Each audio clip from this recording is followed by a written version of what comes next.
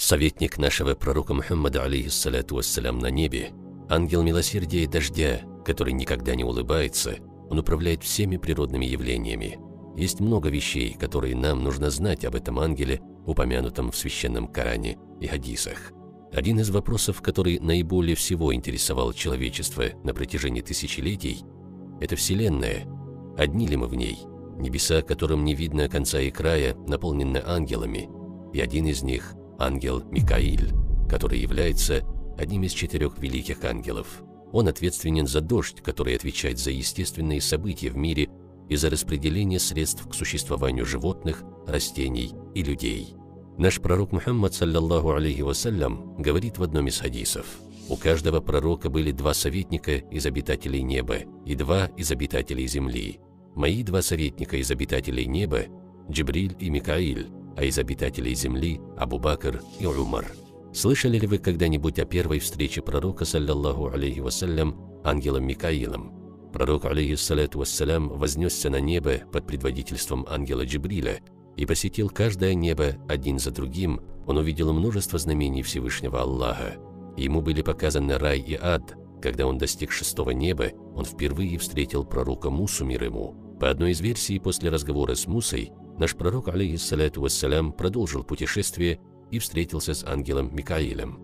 Прямо перед ним стояли гигантские весы.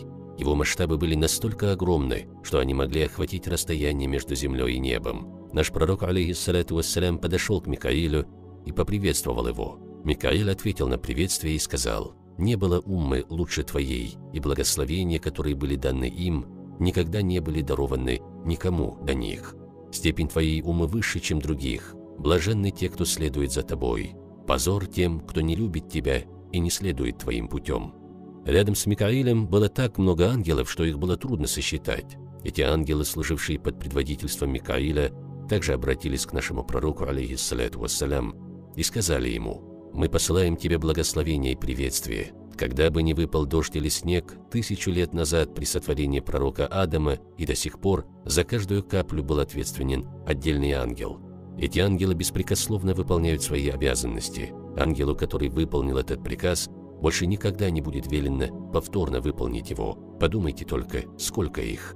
Это непостижимо для нашего ума даже представить, насколько их много. Сколько было дождей, сколько было капель, сколько снежинок, сколько же ангелов. А вот так творит Всевышний Аллах». Наш пророк, алейхиссаляту вассалям, спрашивал у Джибриля, мир ему: «О Джибриль, можешь ли ты сказать мне, почему Микаиль никогда не улыбается?» Джибриль, мир ему, ответил: «Микаиль не улыбается с того дня, как зажегся адский огонь. Когда пророк Адам, мир ему, был создан, Микаиль был одним из 2 ангелов, которые первыми поклонились перед ним. Во время битвы при Ухуде Микаиль и Джибриль защищали пророка, алейхиссаляту вассалям, справа и слева, а также в битве при Бадре Микаиль был среди ангелов, которые помогли мусульманам выиграть битву. Примечателен также инцидент, произошедший между нашим пророком и группой иудеев. Однажды к пророку, саллаллаху алейхи вассалям, пришли иудеи и задали ему несколько вопросов, а получив ответы, они спросили, кто принес ему откровение. Когда пророк, саллаллаху алейхи вассалям, ответил им, что это был Джибриль, лица евреев внезапно поникли, потому что, по мнению иудеев, ангел Микаил – главный ангел и их защитник, а Джибриля они знают как ангела бедствий и страданий и считают врагом иудеев. Когда пророк, саллаллаху алейхи вассалям, сказал, что Джибриль является его другом, иудеи ответили: «Если бы твоим другом был Микаиль, мы бы последовали за тобой и уверовали бы в твою религию. Ведь Микаиль – ангел милосердия, изобилия и дождя». Почему же они признают ангела Микаиля и отворачиваются от Джибриля? Они считали Джибриля врагом, потому что он приносил им вести от Аллаха, которые им не нравились, а ангел Микаил приносил вести, которые им нравились. Они утверждают, что Бухтунасар получил помощь от Джибриля во время падения еврейского царства. По этой причине евреи считали Джибриля своим врагом и объявляли Микаиля своим защитником. После этого разговора между пророком, алейхиссаляту вассалям, и иудеями был ниспослан следующий аят: «Кто враждует с Аллахом, его ангелами и посланниками, Джибрилем и Микаилем, тот неверующий. Поистине Аллах – враг неверующих». Дождь – великий дар, данный нам милостью, настолько, что Всевышний предоставил его каждому живому или мертвому, неверующему, верующему, богатому или бедному. Всевышний говорит: «Мы низвели с неба воду в меру, сколько достаточно для жизни, и сохраняем ее в земле. Поистине мы можем сделать так, что она, вода, уйдет, что приведет к полной гибели всего живого. Только вдумайтесь, миллионы кубических метров воды испаряются из океанов, морей и озер по всему миру в атмосферу, а оттуда низводятся на сушу к живым существам. Жизнь на нашей планете продолжается благодаря этой циркуляции. Всевышний установил такой порядок, что миллионы кубических метров воды могут оставаться в подвешенном состоянии на небе и спускаться на Землю один за другим, не причиняя нам вреда. Тот факт, что вода не замерзает, несмотря на то, что температура на высоте облаков достигает минус 40 градусов, а то и больше, является еще одним показателем могущества Создателя. Каждая капля дождя, вышедшая из облаков, спускается на землю под присмотром ангела, назначенного Микаилем, а тем временем мы становимся свидетелями еще одного чуда. Хотя капли дождя, удерживаемые ангелами, путешествуют сверху вниз на километры, они достигают нас целыми, не задев друг друга.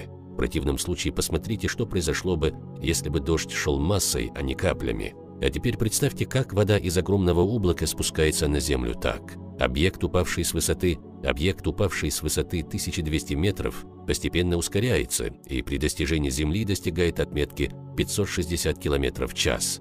Если бы капли дождя достигли Земли с такой скоростью, каждая капля имела бы воздействие камня весом в 1 килограмм, и в результате растения, транспортные средства и люди понесли бы большой ущерб от капель, ударяющихся с такой скоростью.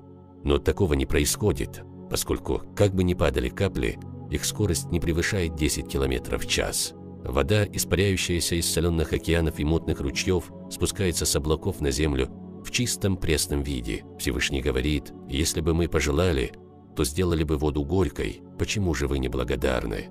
Пока продолжает существовать это видео на просторах интернета, те, кто стали причиной выхода этого видео, будут получать непрерывное вознаграждение.